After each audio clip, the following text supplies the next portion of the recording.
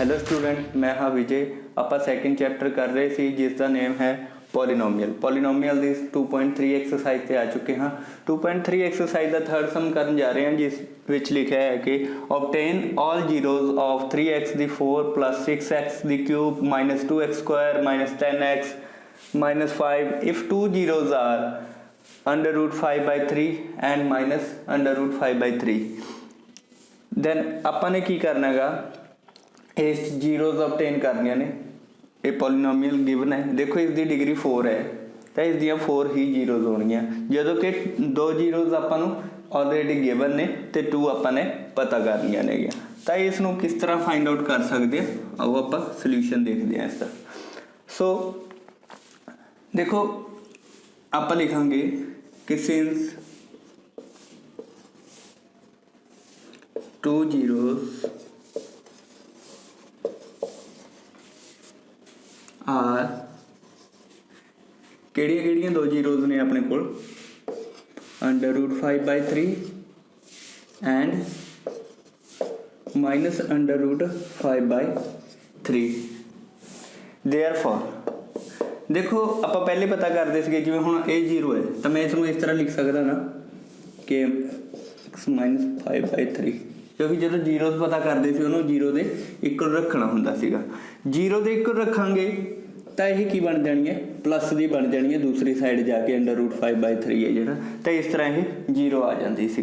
सो आप इसी तरह का कुछ प्रोसीजर इस करांगे, ठीक है जी। इसनूं सॉल्व कर ले यही मैथड अप्लाई कर रहे हैं। सो हुण अपने लवे 2 जीरोज गिवन ने तो आप इन्हों दोहां नूं ही इस तरह लिखांगे। मान लो कि है जिवें हुण 2 जीरोज ने, देयरफॉर आप किवें लिख सकते हैं इसनूं, एक तो लिखांगे x माइनस जो प्लस विच है उसनूं माइनस च करके लिखांगे, जो माइनस वाला है उसनूं प्लस च करके लिखांगे, ठीक है जी। ये की हो गया, दोनों जीरोज नूं इस तरह लिख सकते हैं आप। तो यह की होगा इज आ मतलब ये की ने आर फैक्टर ऑफ जी पॉलीनोमियल सी अपने लवे 3x दी 4 है जी plus 6x cube minus 2x दी स्क्वायर माइनस 10x माइनस 5। तो की है ये जोड़े 2 फैक्टर आए ने, ठीक है, जीरोज तो जोड़े फैक्टर बने ने ये इसके फैक्टर होणगे पॉलीनोमियल के, तां ही इसदियां जीरोज ने जे ये इसके फैक्टर होणगे। ये ऑलरेडी आप कर चुके हैं, चैप्टर की स्टार्टिंग से किया सीगा कि इसके जिहड़ियां जीरोज ने वो इसके फैक्टर भी हुंदियां ने। सो जे ये फैक्टर ने तो आप की है, मैं इसनूं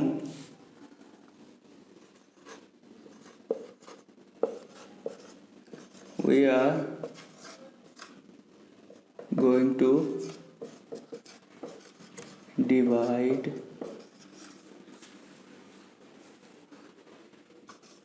polynomial by किहदे नाल डिवाइड करांगे। देखो इन्हों कंबाइन करांगे, इसनूं मल्टीप्लाई करांगे तो की बन जाना है x स्क्वायर माइनस 5/3। देखो इतने की है a minus B A plus B, solve करांगे की है A square minus B square बन जाना है। तो आपने वही करा, देखो a दी स्क्वायर करता b दी स्क्वायर करांगे तो की है यह अंडर रूट सॉल्व हो जाना सी, तो ये बन जाना सी। हुण इस नाल ये सारी पॉलीनोमियल नूं आपां की करन जा रहे हैं, डिवाइड करांगे। सो डिवाइड कर ली मैनूं ये सारा कुछ इरेज करना पएगा।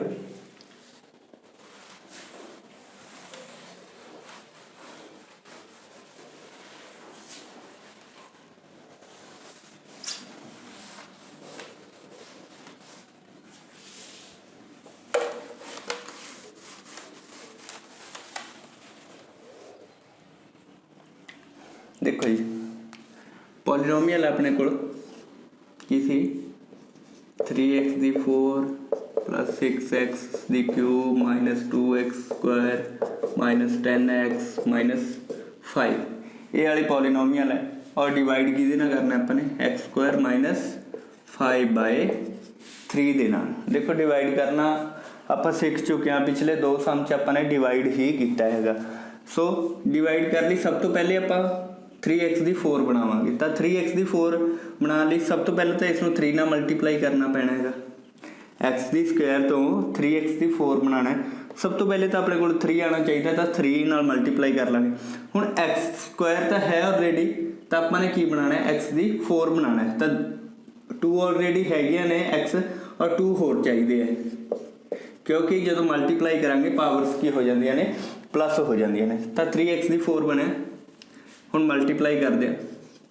3x की 4 बन गया। 3x स्क्वायर नूं 5/3 नाल मल्टीप्लाई करते हैं, तो की बनेगा, देखो इस नाल मल्टीप्लाई करांगे, डिवाइड च 3 पे 3 नाल 3 तो हो जाना कैंसल, तो की आ जाएगा अपने लवे -5x की स्क्वायर आ जाएगा, क्योंकि देखो 3 नाल 3 कैंसल हो गया, इत्थे 5 रह गया, इत्थे x स्क्वायर रह गया, माइनस इदा ही आ जाएगा, तो 5x की स्क्वायर बन जाएगा।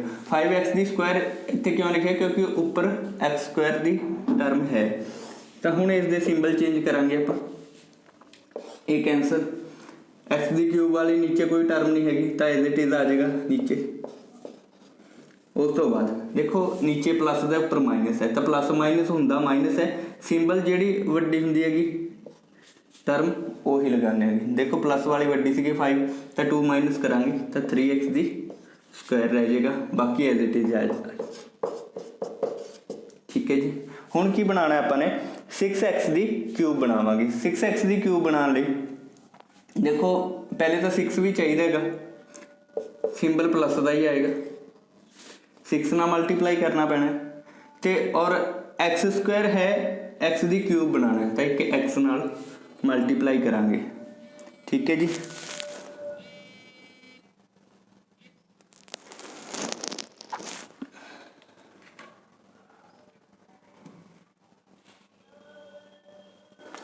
सिक्स एक्स ना मल्टीप्लाई किया तो की बन जाना, 6x की क्यूब बन जाएगा।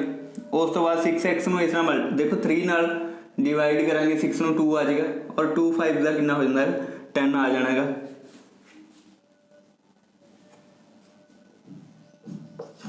10x बन जाएगा। ठीक है जी।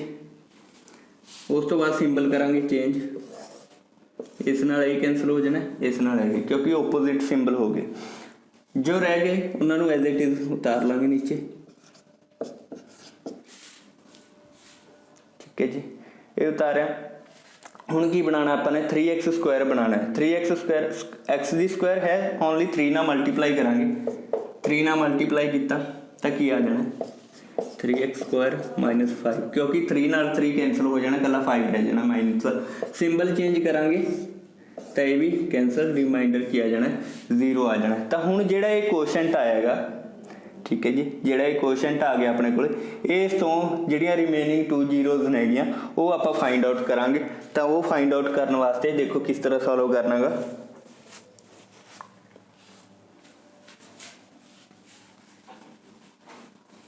तुसी वीडियो पॉज करके अपना इसनूं उतार सकते हो जो उतारना है।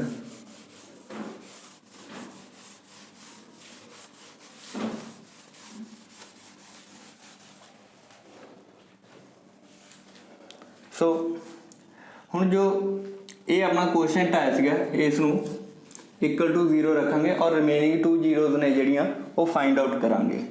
सो इसनूं 0 दे 1 रख लिया।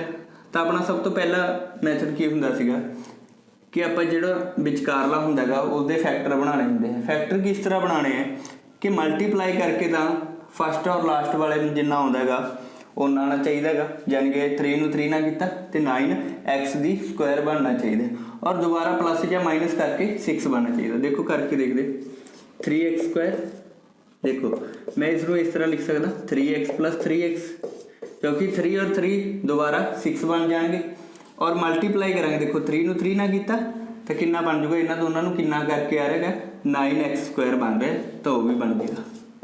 तो इस तरह मैं इसके फैक्टर बना सकता। हुण आपां फस्ट जिहड़े 2 टर्म्स होंदियां ने उन्हां चों कॉमन करदे हैं। की कॉमन आ जाएगा, इस 3x कॉमन आ जाएगा जी। तो 3x कॉमन आ गया, ये कल्ला x रह जाएगा, इत्थे कितना आ जाएगा 1 आ जाना। ਇਹਦੇ ਚੋਂ ਕੀ ਕਾਮਨ ਆ ਸਕਦਾ ਹੈਗਾ, ਇਹਦੇ ਚੋਂ 3 ਆ ਸਕਦਾ ਤੇ ਇੱਥੇ ਵੀ ਕੀ ਰਹਿ ਜਾਣਾ x + 1 = 0। ਤਾਂ ਹੁਣ ਦੇਖੋ ਜਿਹੜੀਆਂ ਬਾਹਰ ਨੇ ਇਹ ਟਰਮਾਂ ਉਹਨਾਂ ਦਾ ਅਲੱਗ ਤੋਂ ਇੱਕ ਬ੍ਰੈਕਟ ਬਣਾਵਾਂਗੇ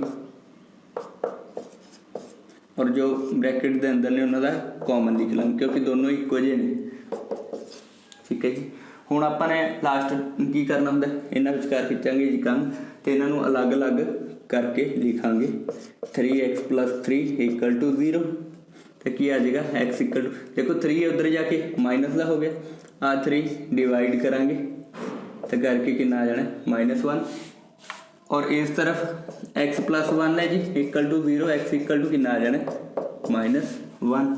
सो इस तरह ਜਿਹੜੀਆਂ ਰਿਮੇਨਿੰਗ 2 zeros ਸੀਗੀਆਂ ਉਹ ਕਿਹੜੀਆਂ ਆ ਗਈਆਂ -1 ਐਂਡ -1 2 zeros ਆਲਰੇਡੀ ਆਪਣੇ ਕੋਲ ਹੈਗੇ ਸੀ hence zeros of polynomial R